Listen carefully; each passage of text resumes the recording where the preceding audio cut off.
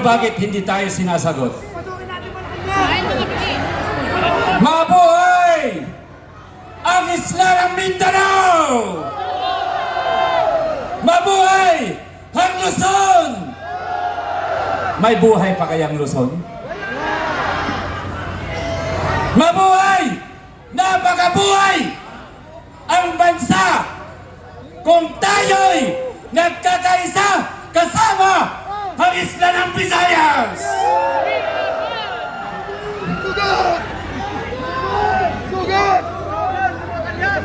Mukhang tulog kayo rito.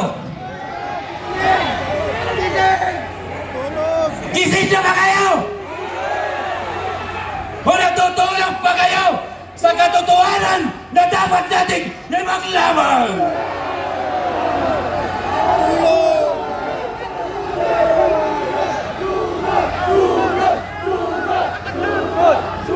Inaamin ko, isa rin akong genuine na Ilocano. Inaamin ko na ako'y tubong lumalaban sa pagbabago ng sistema ng gobyerno. Pero mukhang hindi pa kayo handa, mga kapatid.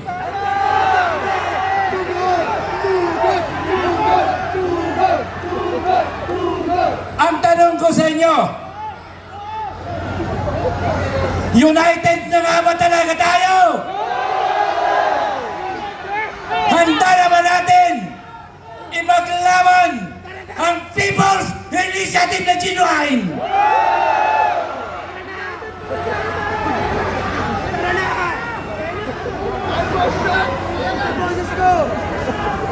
Pag-usapan natin kung paano natin kibain ang mga itinago nilang maleta. Are you ready?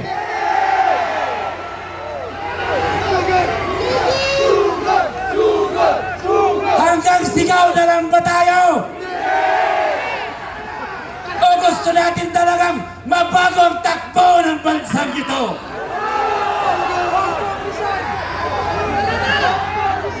Nag-aantay pa ba tayo ng ibang bayani ng bansa samantalang kayo ang mga bayani ng bansang ito?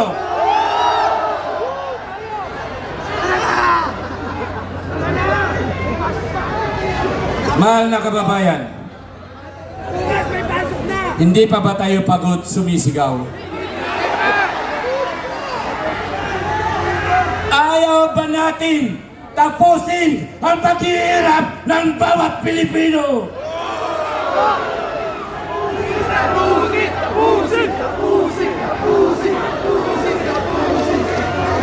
Makinig kayo.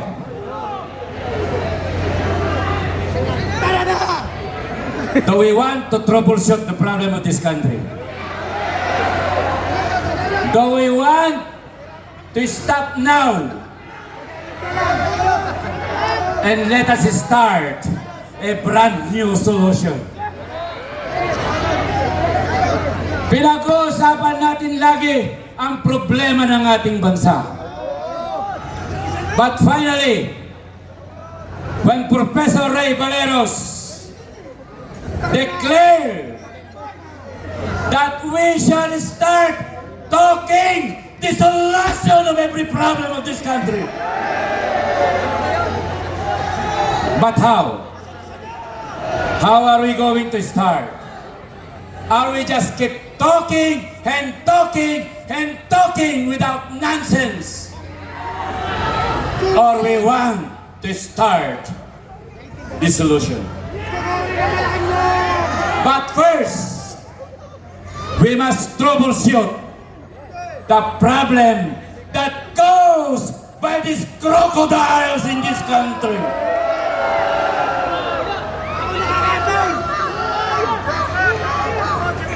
Nasaan ang mga nakamaletang perang ito? Gusto nyo ba na pabalikin natin ang pera yan sa ating mamamayan?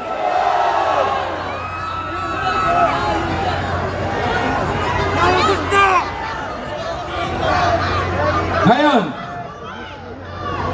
kaya nga po sana lamang po, imumungkahi ko ito. Handa ba kayong sumuporta? Are you ready?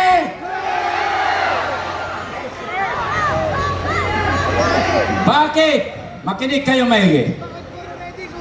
Bakit hindi natin pasiyasat sa mga bangkong nag-release ng pera kung ano ang mga serial numbers ng mga perang ito at ibalik sa treasury ng mga Pilipino?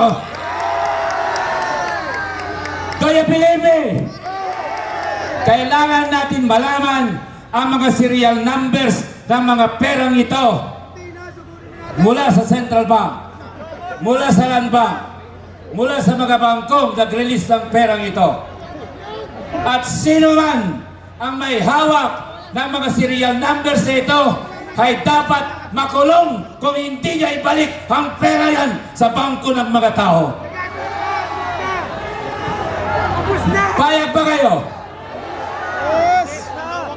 I hope that after this indignation, there should be a concrete resolution. We are not against the government. Because the government is you, not them. Payag ba kayo na inaagaw ang mga kalupaan ng Pilipinas? Payag ba kayo na ang mga tribo natin ay naisasantabi na lamang at sila'y hindi malaya sa kanilang mga lupain? Kayo ba? Malaya pa ba kayo sa sarili niyong bansa? Hindi na. What did the Constitution says? The Philippines is a democratic and a republican state. Sovereignty resides in the people, and all government authority emanates from every Filipino people.